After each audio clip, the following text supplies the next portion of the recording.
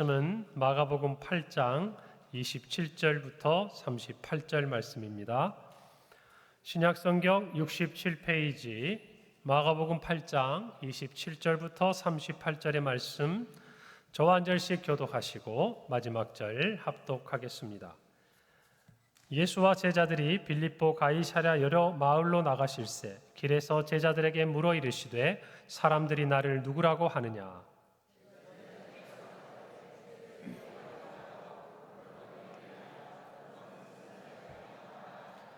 또 물으시되 너희는 나를 누구라 하느냐? 베드로가 대답하여 이르되 주는 그리스도시니이다 하매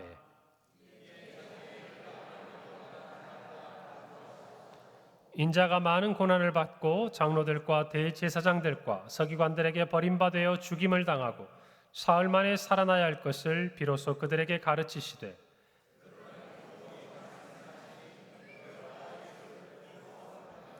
예수께서 돌이키사 제자들을 보시며 베드로를 꾸짖어 이르시되 사탄아 내 뒤로 물러가라. 내가 하나님의 일을 생각하지 아니하고 도리어 사람의 일을 생각하는도다 하시고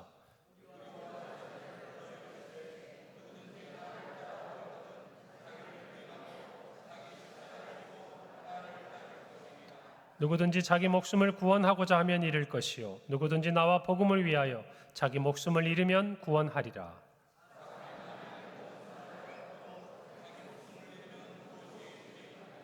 사람이 무엇을 주고 자기 목숨과 바꾸겠느냐? 함께 읽습니다. 누구든지 이 음란하고 죄 많은 세대에서 나와 내 말을 부끄러워하면 인자도 아버지의 영광으로 거룩한 천사들과 함께 올 때에 그 사람을 부끄러워하리라. 아멘. 할렐루야. 예수님께서 부활하셨습니다. 아멘.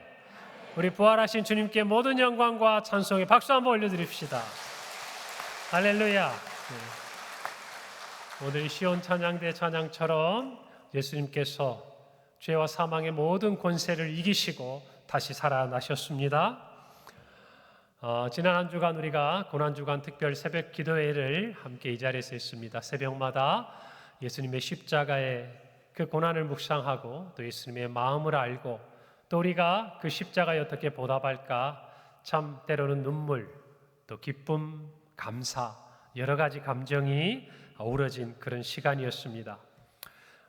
참 십자가를 생각할 때 눈물을 훔치면서 막 이렇게 예배를 마치고 이제 돌아가시는 그 모습들이 아직도 눈에 선해요. 참 우리의 그 눈물 어떤 의미일까? 감사하고 죄송하고 또 예수님의 고난이 너무나 안타깝고 그러나 우리의 그 눈물은 전혀 다른 눈물로 변화되죠. 예수님의 이 부활로 말미암아 우리는 기쁨의 눈물로 새롭게 변화될 줄을 믿습니다. 그래서 오늘 이 부활주일은요, 여러분 좀 해와 같이 환히 웃어야 돼요. 오늘 아침에 새벽에 우리 강북구 기독교연합회에서 주관하는 지역의 부활절 연합 행사, 연합 모임, 다시 말하면 예배가 있었습니다. 그 예배 시간에 우리 교회 리브가 찬양대가 작년에 이어서 올해도 이렇게 찬양을 드렸어요. 그런데 그 사회 보시는 회장 목사님께서 이제 마지막 광고하시기 전에 말씀하시면서 이런 얘기를 하시더라고요. 이쪽에 앉아있는 우리 중창단 표정들이 너무 밝고 미소가 환해서 어느 교회인가 했더니 순서지를 보고 알았다는 거예요. 어느 교회일까요?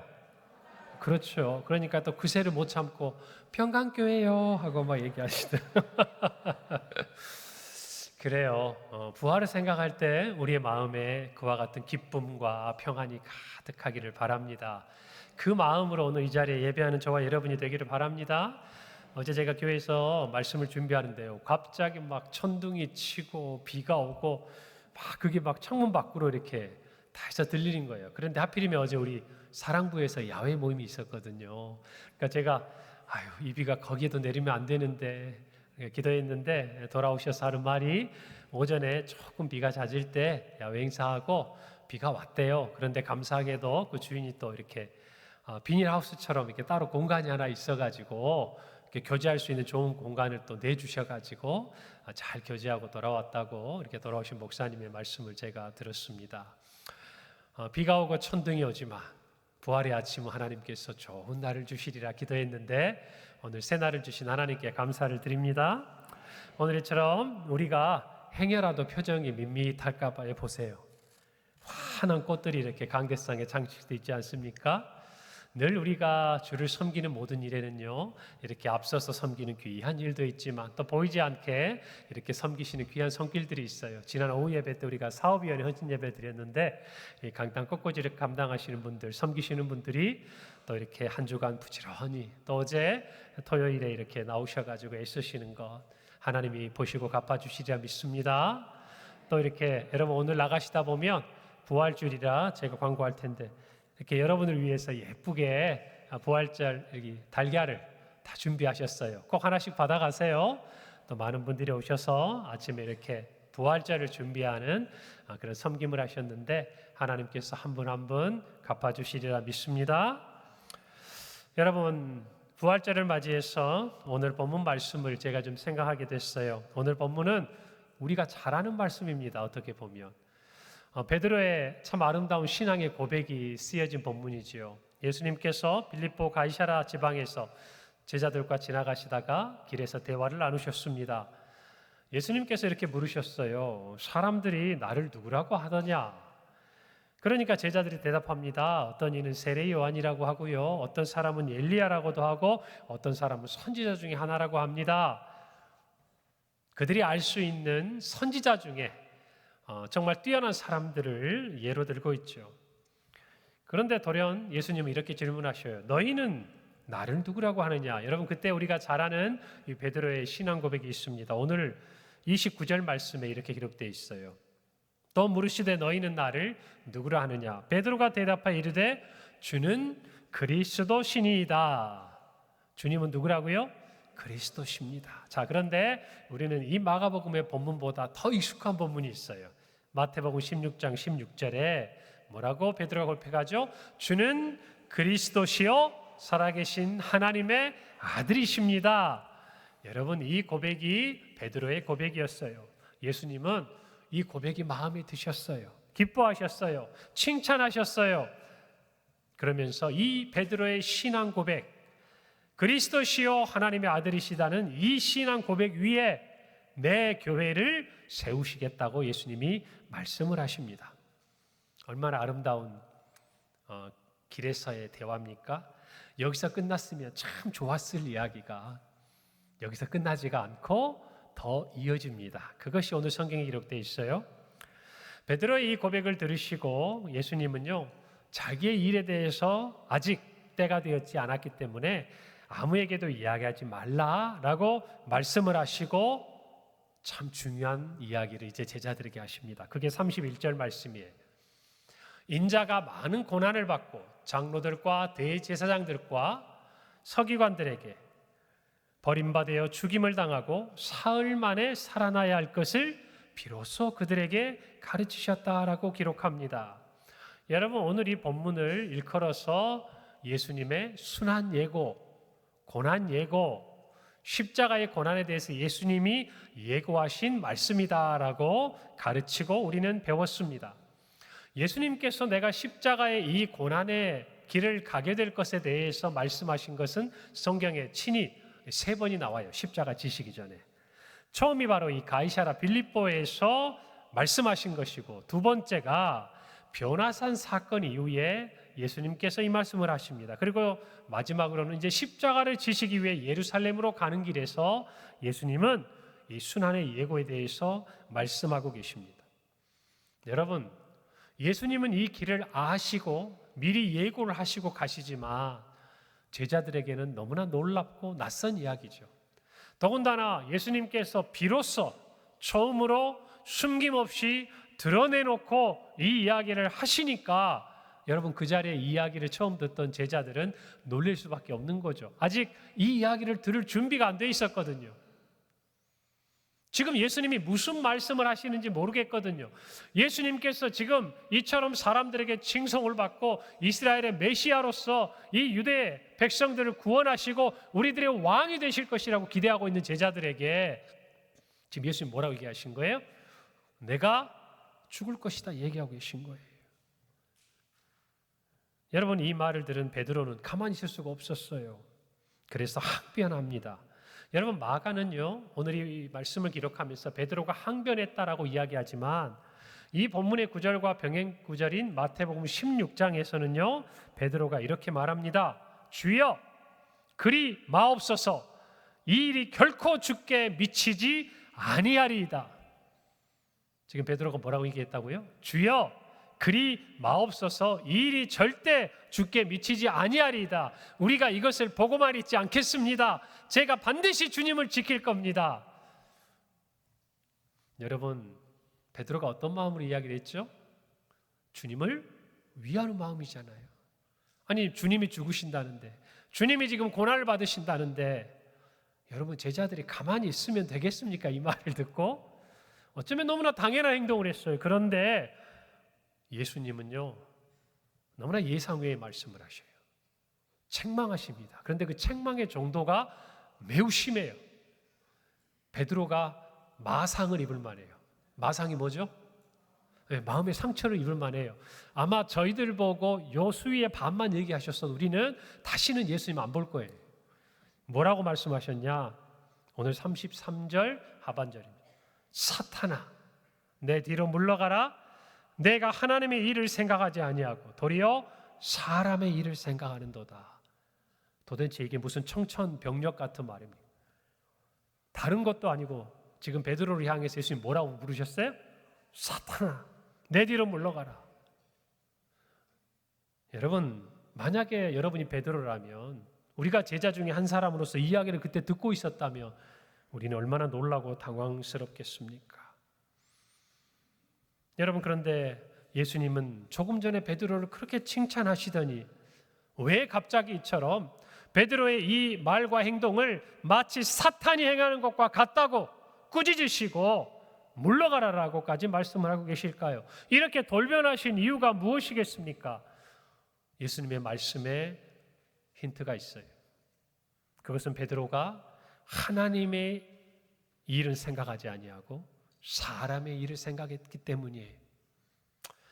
여러분, 우리는 예수님의 말씀을 들을 때요, 정확하게 들어야 돼요. 정확하게 알아야 돼요. 예수님의 말씀 우리 다시 한번 읽어볼까요? 31절 말씀입니다. 우리 자막으로 준비되어 있으니까 한 목소리로 한번 읽어봅시다. 시작. 인자가 많은 고난을 받고 장로들과 대제사장들과 서기관들에게 버림받아 죽임을 당하고 사흘 만에 살아나야 할 것을 비로소 그들에게 가르치시되 라고 말씀합니다. 예수님이 뭐라고 하셨습니까? 많은 고난을 받고 죽임을 당하고 끝입니까? 그 다음이 있어요. 뭐라고 하셨죠? 사흘 만에 다시 살아나요. 제가 여쭤볼게요. 베드로가 예수님 부활하시면 안 돼요. 3일 만에 부활하시면 절대 안 돼요. 그리하지 마세요. 결코 이 일이 주님께 미치지 않겠습니다. 지금 이렇게 얘기하는 거예요? 지금 베드로의 마음에 뭔 얘기하고 있는 거예요? 주님, 많은 고난 받으시면 안 돼요. 아니, 대제사장과 장로들과 서기관들에게 붙잡혀서 죽임을 당하신다고요? 절대 그 일이 미치지 않도록 저희가 할 거예요. 지금 베드로에게는요, 예수님의 고난과 죽음은 가까이 있어요. 지금 머릿속에 가득 차 있어요. 그런데 안타깝게도 뭐가 없어요. 예수님의 말씀 중에 뭐가 없어요. 예수님이 부활하신다는 그 말씀에 대한 생각과 반응은 찾아볼 수가 없는 거예요. 지금 베드로는 마치 예수님께서 고난을 받으시고 십자가에 달려 죽으시면 모든 게 끝나버린 것처럼 생각하고 말하고 있는 거예요. 그러나 주님은 분명히 말씀하셨어요. 나는 많은 고난을 받게 될 거다. 나는 십자가에 달려 죽게 될 거다. 그러나 그게 끝이 아니에요. 뭐라고 얘기하셨어요? 사흘 만에 다시 살아날 것이다. 부활할 것이다. 주님은 정확하게 이렇게 말씀하셨어요. 그런데 베드로는 지금 마치 뒷얘기는 듣지 못한 것처럼 예수님의 고난과 예수님의 죽음에 사로잡혀서 예수님 앞에 이렇게 항변하고 있는 것입니다.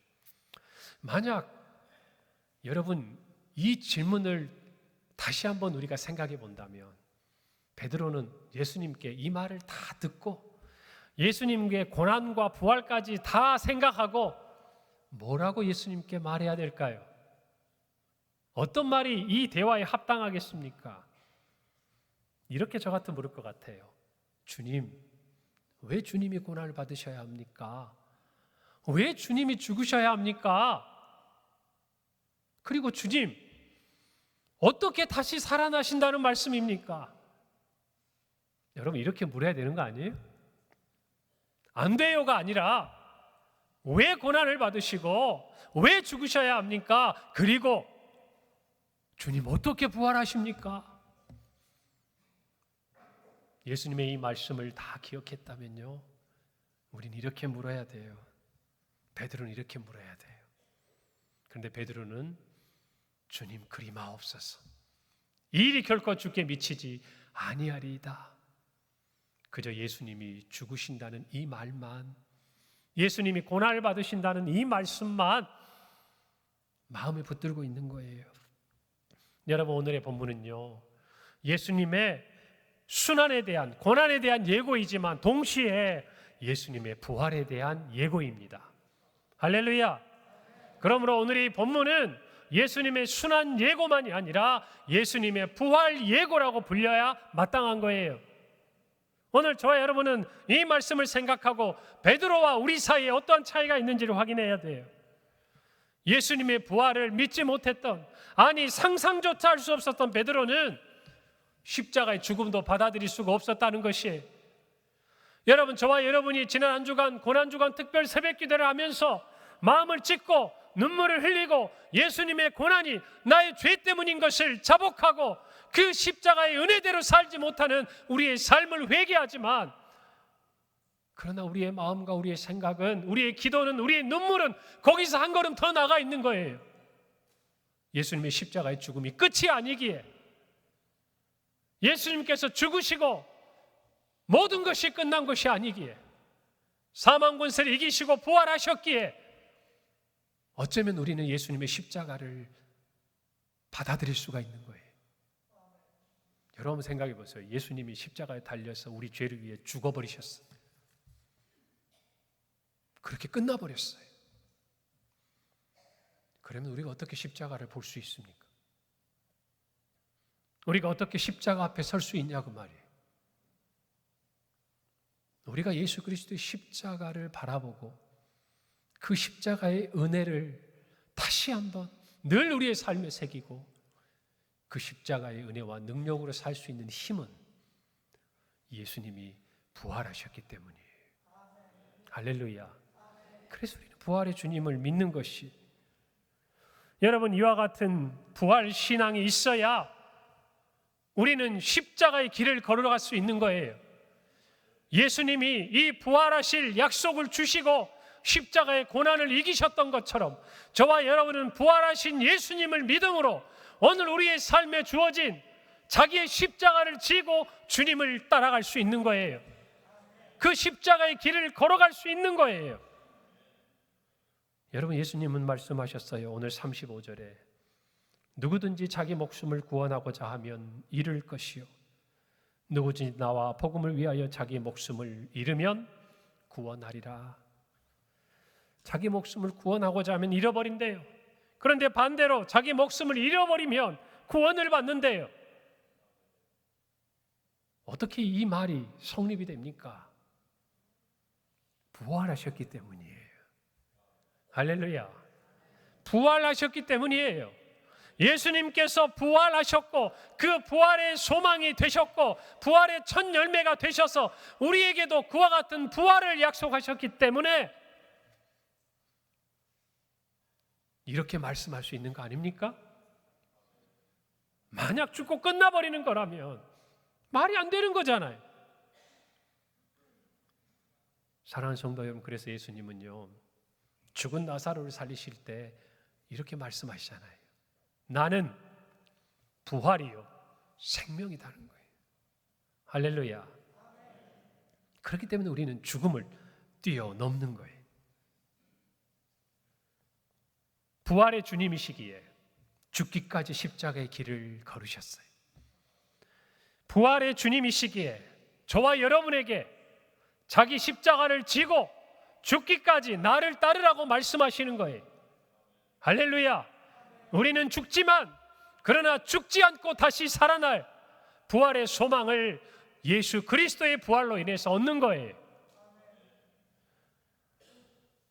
여러분, 예수님께는요, 십자가가 그래서 목숨보다 중요했어요. 그래서 제자들에게는 이 부활의 신앙 안에서 우리의 사명이 목숨보다 귀한 줄로 믿습니다. 그래서 수많은 사람들은 이 신앙을 위해서, 이 믿음을 위해서 자기의 목숨을 버리는 것 아까워하지 않았어요. 바울은 말합니다. 로마서 14장 8절이에요. 우리가 살아도 주를 위하여 살고 죽어도 주를 위하여 죽나니 그러므로 사나 죽으나 우리가 주의 것이로다. 부활 신앙이 있기에 이렇게 고백할 수 있는 거예요. 저와 여러분도 마찬가지. 진짜 우리에게 부활의 소망이 없으면 우린 죽을 수 없어요. 죽기까지 주님을 따를 수 없어요. 그러나 우리에게 이 부활의 소망이 있기에 우리는 죽음도 세상 사람들처럼 모든 것이 끝나버리는 것처럼 그렇게 받아들이는 것이 아니라 영원한 생명의 문을 여는 부활의 소망을 간직하는 여러분, 그 시간으로 맞이할 수 있는 겁니다. 할렐루야. 사람의 일은요, 죽으면 다 끝이 나요. 위대한 제국을 일구었던 위인들도 황제들도 죽음 앞에서 다 사라졌어요. 다 사라졌어요. 잊혀졌어요. 그러나 하나님의 일은 부활의 소망으로 말미암아 영원한 줄을 믿습니다. 여러분, 그래서 예수님께서 이 십자가의 길을 막아서는 베드로의 말을 사람의 일이라고 말씀하십니다. 죽어야 되는 그 십자가의 길이 죽음에서 끝나는 것이 아니라 부활로 열매 맺을 것을 아셨기에 주님은 단호하게 그 모든 유혹을 뿌리치신 거예요. 오늘 저와 여러분이 분명히 아셔야 돼요. 우리가 잘 아는 요한복음 3장 16절. 하나님이 세상을 사랑하사 독생자를 주셨으니 이는 그를 믿는 자마다 멸망하지 않고 영생을 얻게 하려 하신, 그것을 위해 예수님은 부활하셨다는 거예요. 여러분, 저와 여러분도 죽음이 끝이라고 생각하면 예수님의 제자가 될 수 없어요. 주님을 따를 수 없어요. 그러나 부활의 소망을 간직한 자만이 주님을 따를 수 있습니다. 오늘 저와 여러분이 부활주일에 이 부활의 소망을 간직해야 되는 줄로 믿습니다. 여러분, 베드로는요, 어쩌면 이때 이 주님의 한마디를 잊을 수가 없었을 거예요. 그리고 자기가 십자가에서 예수님을 부인했던 자신의 그 말을 잊을 수 없을 거예요. 그는 부활하신 주님을 만난 이후에 후일 그의 서신 베드로전서를 통해 많은 교회와 성도들에게 이렇게 전파합니다. 베드로전서 1장 3절에서 4절이 우리 주 예수 그리스도의 아버지 하나님을 찬송하리로다. 그의 많으신 긍휼대로 예수 그리스도를 죽은 자 가운데서 부활하게 하심으로 말미암아 우리를 거듭나게 하사 산 소망이 있게 하시며 썩지 아니하고 더럽지 않고 쇠하지 아니하는 유업을 있게 하시나니 곧 너희를 위하여 하늘에 간직하신 것이라고 증거합니다. 사랑하는 성도 여러분, 예수님은 부활하셨습니다. 우리를 위해 부활하셨습니다. 우리로 이 땅에서 썩지 않고 더럽지 않고 쇠하지 않는 하늘의 유업을 간직하게 하시기 위해 부활하사 우리에게 산 소망을 주셨습니다. 여러분, 이 땅의 시간이 끝나면 다 끝나는 것처럼 사는 것은 성도의 삶이 아니에요. 이 땅에서 내가 죽음을 맞이하면 모든 것이 다 사라지는 것처럼 슬퍼하고 애통하며 사는 것은 제자의 삶이 아니에요. 제자는 우리는 죽지만 예수 안에서 다시 살아나는 이 부활의 소망을 가지고 죽음을 초월하는 신앙을 가지고 살아가는 거예요. 이 신앙에 부끄러움이 있어서는 안 될 줄 믿습니다. 두렵지요. 예수님도 겟세마네 동산에서 아버지 할만하시거든 이 잔이 내게서 지나가게 해달라고 기도하셨어요. 그러나 그 마지막은 아버지의 원대로 하옵소서. 사랑하는 성도 여러분, 이 세상의 모든 가치와 죽음을 뛰어넘는 신앙을 갖는다는 것 쉬운 일이 아닙니다. 그러나 부활하신 주님을 만나면 가능합니다. 다시 말씀드립니다. 부활하신 주님을 만나면 가능합니다. 그래서 주님은 우리에게 목숨을 아끼지 않고 주님을 따르라고 말씀하신 거예요. 오늘 저와 여러분 모두가 이 말씀을 마음에 새기기를 바랍니다. 십자가에서 죽기까지 복종하신 예수님을 본받읍시다. 그리하여서 바울처럼 자신에게 주신 사명, 곧 하나님의 은혜의 복음을 증언하는 일에 자기의 생명조차 조금도 귀한 것으로 여기지 않고 그 부활 신앙을 가지고 끝까지 주님을 따르고 끝까지 주님을 전하고 십자가에 달려 우리의 죄를 사하신 예수 그리스도의 그 사랑과 부활하심으로 말미암아 죄와 사망 권세를 이기고 승리하신 주님을 땅끝까지 전하는 저와 여러분이 되기를 간절히 소원합니다. 함께 기도하겠습니다. 하나님 아버지 은혜를 감사합니다. 고난주간 특세를